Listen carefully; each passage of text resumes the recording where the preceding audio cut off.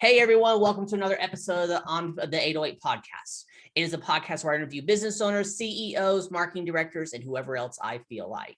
4 questions in 8 minutes and 8 seconds because 808 looks like Bob. And here we go. Question number 1 in a couple sentences. Tell me who you are and what do you do? Hey Bob, I'm John Martinez. I'm an HVAC contractor. So I do heating, air conditioning, ventilation, ductwork, boilers, water heaters, all that stuff. And boom, and a partridge in a pear tree. That's right. There we go. Question number 2, John, what advice do you want to share? Go. All right, so my advice from a HVAC contractor standpoint is, I was thinking about all the questions that people ask me consistently. So number 1, people ask all the time, how often should I change my filter? And the reason is that's one of the number 1 issues that we find when we come into a home and the equipment is not working properly. So you want to change your filter as often as it needs. And I'd like to recommend at least check it once a month, change it at least every other month. But a lot of people even change them more than that. And that'll keep your system running happy. You just want to have as much airflow as you can, and restricting that airflow is what causes the problem. So just buy a cheap filter, change it often. Okay. I want to ask you a quick question about that. Yeah. Because people now have been living in their homes more hours per day. Does that change it, or the filter needs to be changed out more, or is there no change in that? Well, it depends. I mean, people are definitely running their equipment more because they want to be comfortable when they're at home. A lot of times we recommend to people just to set your temperature and leave it there where you want it. But if you're home all day, you're definitely going to be setting it. And the more that you're home, the more you're going to be using it. So the more you want to change it. But even then, at least change it or check it every month. Perfect. Go to number 2 real quick. All right, so number 2, people ask me a lot of times, when is the best time to change my equipment? The best time to do it is before it breaks down. You definitely don't want to have to deal with really cold temperatures, a furnace that's completely broken down and trying to get it replaced on an emergency basis. That's when it costs more. You're rushing to make a decision. You might not find the right contractor. So definitely do it ahead of time. And the next question a lot of times people ask me is, well, how long do they typically last? So the average lifespan of heating or cooling equipment is in the 15 to 20 year range. A lot of them will last quite a bit longer. And we've replaced some that are 4 or 5 years old. And the biggest, I think, reason that there is such a big variety of how long they last is because of lack of maintenance. So if you have your equipment maintenance annually, you take care of it, you're getting it serviced by a professional, it's going to last a lot longer than if it's neglected. Perfect. Love it. Did you have a third one, or is it, we're just doing 2? Nope, I got some more here. Good. Let me look at my notes real quick. No problem. Okay, so the next question then a lot of times I'm asked is, so when it comes to that time, how do I choose the right contractor?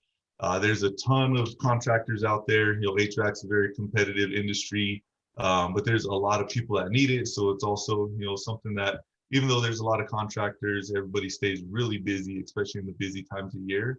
So what I always tell people is, ask for referrals, talk to people that you know and trust, see who they use. Look into several different contractors, do your own research, make sure, number 1, that they're licensed and insured, that they're actual legitimate company. Mm-hmm. There's a lot of people that try to do HVAC work that really aren't specialists in doing that. So that can get you into trouble there. But if you do your research, make sure they're a good, reputable company. They have great reviews online and other sources that you look at. Make sure they're registered through your local building department. And they're, like I said, a licensed contractor. And then make sure you get everything in writing. Make sure they're giving you a good warranty and that you know what the cost and the overall job is up front. Love it. Love it there. Hey, I think it's time for question number 3. This is time for shout outs. Go for it.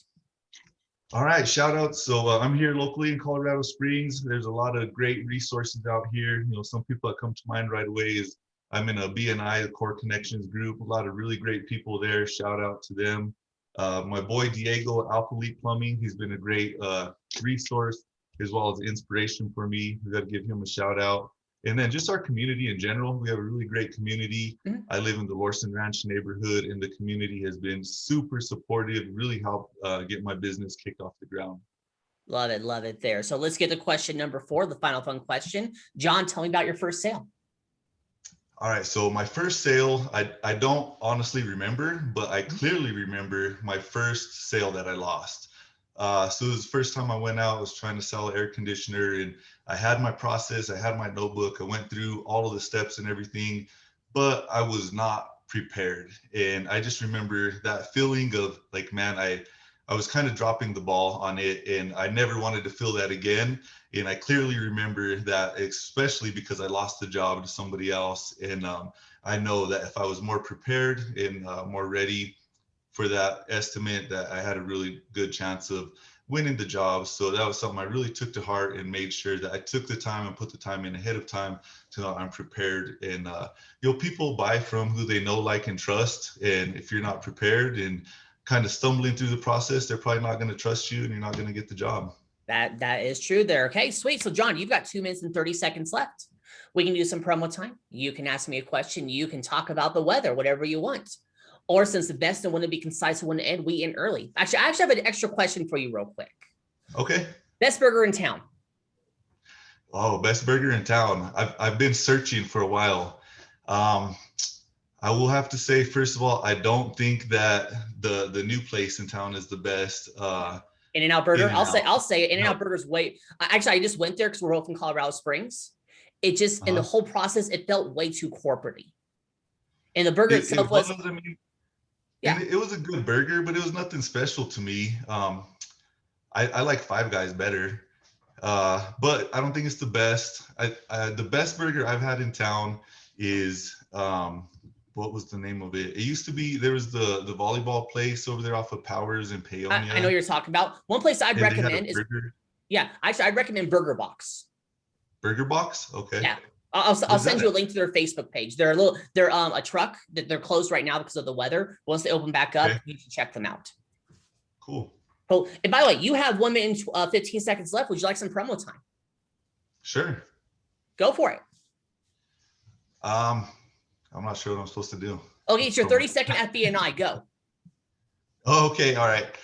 So yeah, the reason you should choose Polar Bear Mechanical is, number one, because we care. When I built a company, that was the number one thing that I thought about, and I wanted to build everything around. So everything that we do, our processes, the guys that we hire, our culture, everything revolves around caring.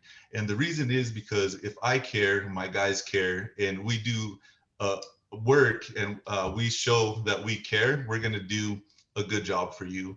And no matter what process I put into place or how I go and try to make sure that we're doing quality work, the only way I feel that I can surely know that we're going to do a really good job every time consistently is by having a culture and a corporation and people that really care.